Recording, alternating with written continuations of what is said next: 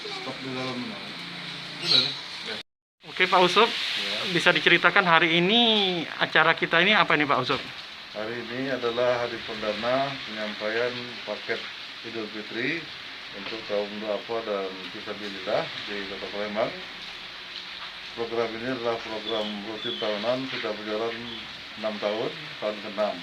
Dan pada tahun ini alhamdulillah kita mendapat bantuan dari donatur sebanyak 428 paket sembako dengan nilai rata-rata per paket Rp100.000, berisi beras, gula, sirup, roti dan lain-lain. Ini untuk pendistribusiannya sendiri gimana nih Pak? Ini kan lagi dalam pandemi corona ini Pak, gimana Pak? Alhamdulillah untuk pendistribusian sembako ini kita mendapat bantuan ataupun tawaran dari relawan sebanyak 35 relawan, berarti sekitar 30 titik di Kota Palembang. Kalau di seberang Hulu sampai ke Pelaju, kalau seberang Hilir, Karanganyar, Tanjung Buntung, Alang-Alang Lebar, Sumur Bunga, Sungai Batang, Mata Merah, dan Matang Barang. Jadi ini bantuan dari Ponjen Amal Bina Insani Pak ya?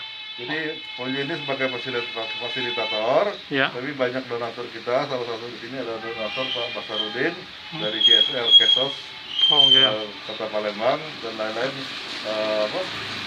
donatur pribadi. Alhamdulillah sudah dapat 428 paket. Ini dari CSR mana kita Pak Basarudin membantu melalui Ponjen Amal ini?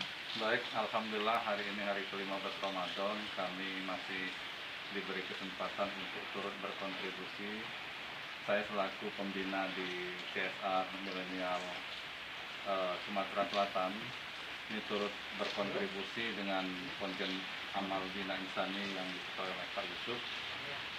Pada kesempatan ini pula kami juga berterima kasih diundang oleh Pak Yusuf dapat memberikan paket yang kiranya nanti dapat meringankan beban masyarakat yang terdampak COVID-19 ini. Terima kasih Pak.